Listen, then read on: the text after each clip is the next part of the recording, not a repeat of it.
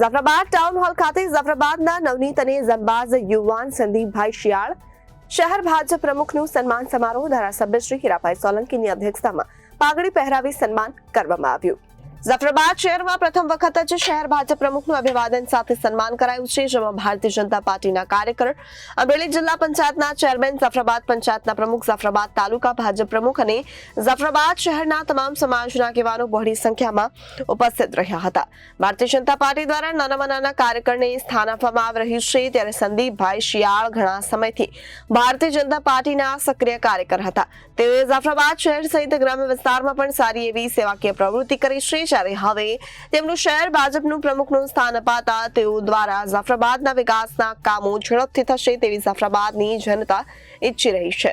જાફરાબાદ શહેર ખાતે મારું સન્માન ભારતીય જનતા પાર્ટીના સૌ કાર્યકરો તથા સમગ્ર સમાજના આગેવાનોએ મારું સન્માન કર્યું અને મને બિરદાવ્યો, એ બદલ હું સમગ્ર સમાજનો આભારી છું।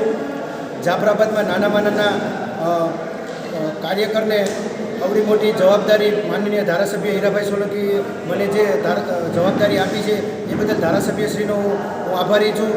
અને જાફરાબાદમાં નાનામાં નાના માણસોના પાયાના જે પ્રશ્નો છે તેનું વહેલી તકે નિરાકરણ લાવીશ એવા પ્રયાસો કરીશ। અસ્તુ, ભારત માતા કી જય। Reporter Babubhai Vadher, Janadesh news, Jafrabad.